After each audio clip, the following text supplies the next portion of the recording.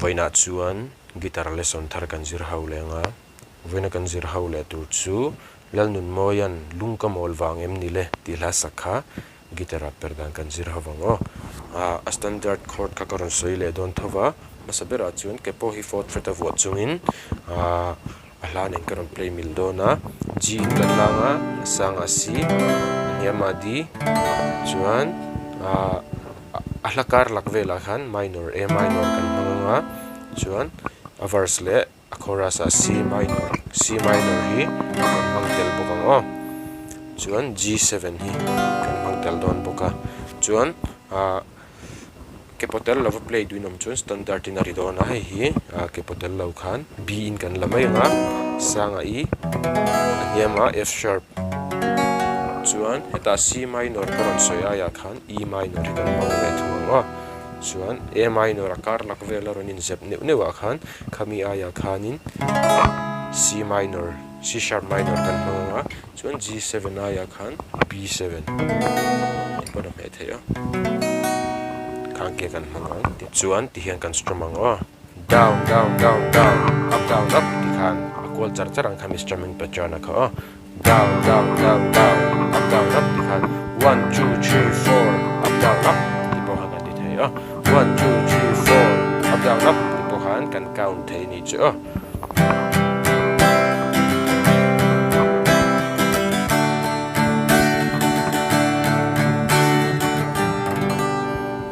kan strum mai anga la chu chuan alhambilin hei pai karon play lenga muluk dewin lo ngai thlale don ya